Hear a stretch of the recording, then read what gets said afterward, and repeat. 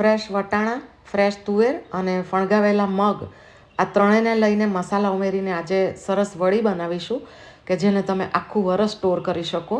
તો 1 કપ વટાણા, 1 કપ તુવેર, 2 કપ મગના સ્પ્રાઉટ્સ લીધા છે. તીખાશ જોઈએ એ પ્રમાણે લીલા મરચાં લેવાના 6 થી 7 અને 4 ઇંચ જેટલું આદુના ટુકડાને લીધો છે. અને મરચાંની ડંડી કાઢી નાખીને આપણે એને થોડા ટુકડા કરી લઈશું. અને આદુની પણ છાલ ઉતારી લઈએ અને નાના ટુકડામાં કટ કરી લઈએ. તમે થોડું લસણ 10 થી 12 કળી લસણ પણ એડ કરી શકો. હવે મિક્સરના જારમાં થોડું આ મિશ્રણ લઈને એને 2 ચમચી પાણી લઈશું અને બારીક પેસ્ટના સ્વરૂપે ક્રશ કરી લઈશું. અને લગભગ મેં 3 વાર આ રીતે વારાફરતી લીધું છે અને દરેક વખતે 2 ચમચી મેં પાણી ઉમેર્યું છે. પાણી વધારે ના પડે એનો ખ્યાલ રાખવાનો.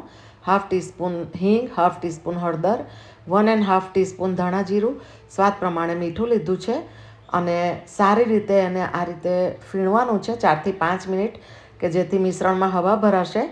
અને આ રીતે લાસ્ટમાં મેં 1 ટેબલ સ્પૂન લીંબુનો રસ ઉમેર્યો છે. હવે દૂધ કે છાશની થેલી લેવાની, સાફ એને ધોઈ નાખવાની અને એની અંદર આ મિશ્રણ ભરીને આપણે ઇઝીલી વડી પાડી શકીશું. અને આ કામ એકદમ ઝડપથી થશે. તમે હાથ વડે પણ વડી પાડી શકો. તો આ રીતે મેં છાશની કોથળીમાં લીધી છે. તો એક નાનો કટ મૂકીશું અને તમને જે સાઇઝની વડી જોઈએ ને એ સાઇઝનો કટ મૂકવાનો. તો એક સાફ પ્લાસ્ટિક લીધું છે અને એના પર થોડું તેલ મેં પાથરી દીધું છે. તેલથી ગ્રીસ કરી લેવાનું પ્લાસ્ટિકને અને આ રીતે તમને જે સાઇઝની વડી જોઈએ એ સાઇઝની વડી બનાવી દેવાની.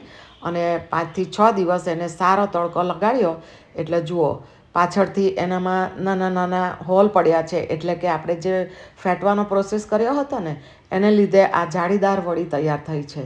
તો તમે એને ફ્રીજની બહાર પણ આખા વરસ માટે રાખી શકો છો. આ વડીનો ડિટેલમાં ટિપ્સ સાથે મેં વિડીયો આ શોર્ટ્સની સાથે એટેચ કરેલો છે. તમે એને ક્લિક કરીને જોઈ શકો છો.